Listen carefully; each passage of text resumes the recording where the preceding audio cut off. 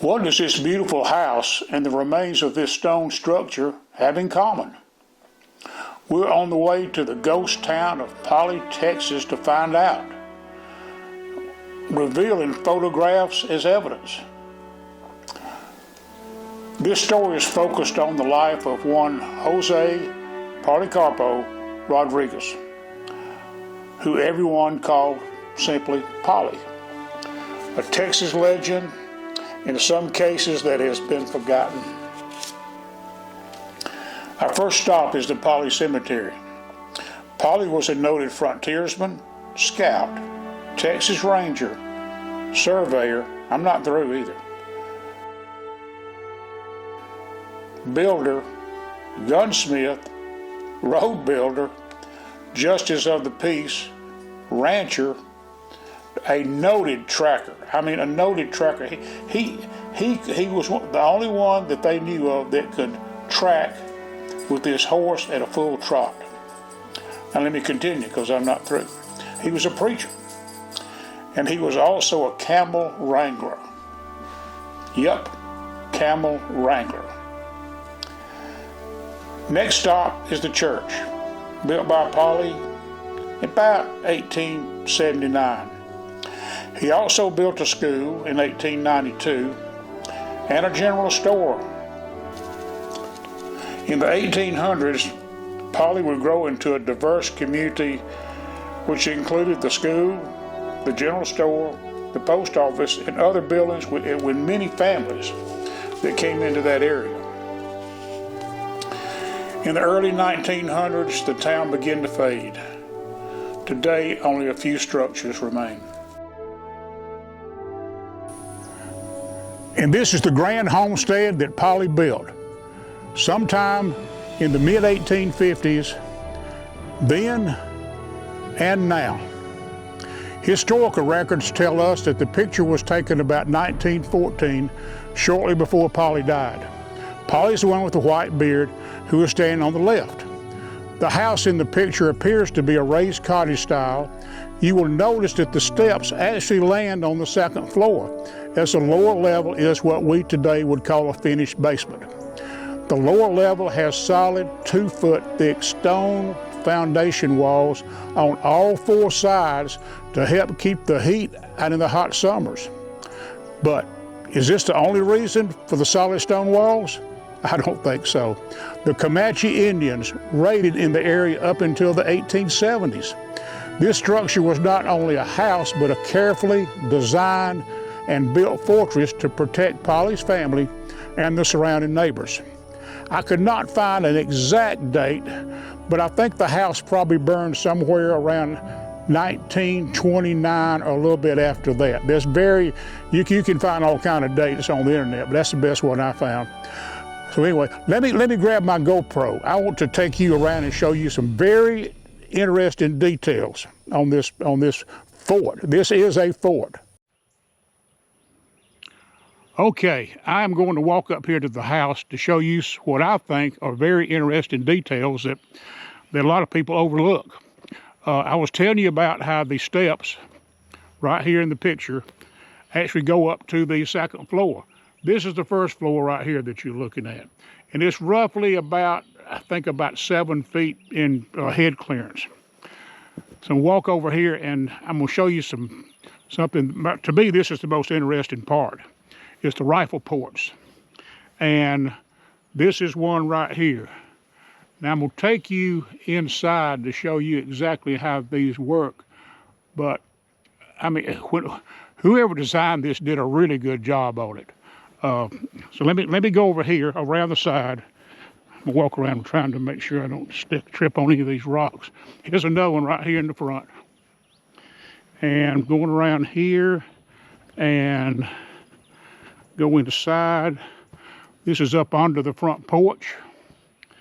And you can see right here where, now this was one right here and they covered it up.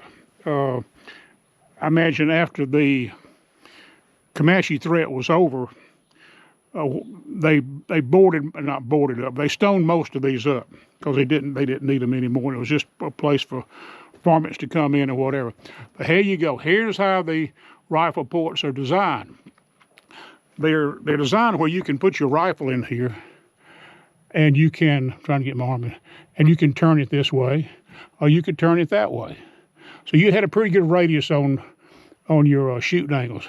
Now, the Indians out there, they only had this about a 3-inch space to shoot into, which made it very difficult for them. But anyway, this is one of the rifle ports. Now I'm going to take you around to the side and look in here, and you can see this place is really deteriorated over the years since it burned. This is a good shot right here. You see stones everywhere. Kind of afraid to walk in there. I don't want them to fall off and hit me in the head. You see a burnt piece of wood over there. I mean, this thing was built like a fortress. Okay, now this is something that's interesting. This is a wood header that goes above this was probably an exterior door to get in here. This is to hold the stone up. This was built out of cypress. And you can still, I don't know if you can still see it, the light. It's cloudy today, but you can still see the bird marks on this. Here's right here, you can see it very well. Anyway, they're still there. But anyway, I'm walking around here to the rear of the house, and there was also a set of stairs that went up from the rear, and they are just about gone. Nothing much left of them, but about 4 feet of height. And there's some more rifle ports that were covered up over a period of time. Here's one in the front right here.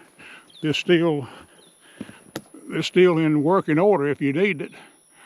But anyway, this is what I call Polly's Fort. It's something like you would see, to me, that if you toured Ireland, some structures left over from many hundreds of years ago. And that's the way they built them, the same way. But one thing was different. Look at these interior walls that were stone also, and they're about 4 feet thick, which would have held up the roof, but way over-engineered, I can tell you right now, way over-engineered. Okay, I'm gonna walk right here to the other side. This is a pecan tree that was just removed, I think she told me, the homeowner, in the last month or so. There's the pile of debris over there. And I'm going around to the other side. So you got cactus growing out of the top of the stone. There was a window opening here, another window opening there and here. So anyway, that's about it. And I'm glad it is in an area. Now this is private property, and you have to get permission to see this fort if you ever want to.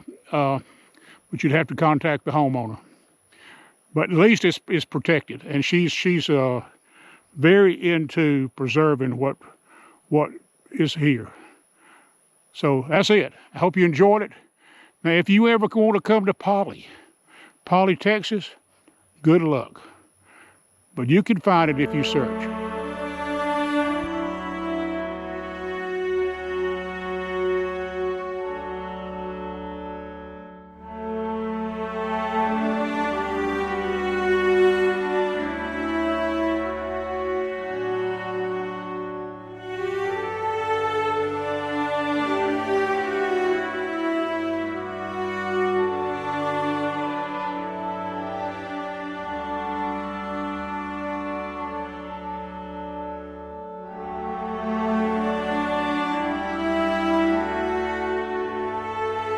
Thanks for watching.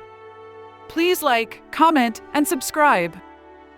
Help us preserve the history of the Wild West.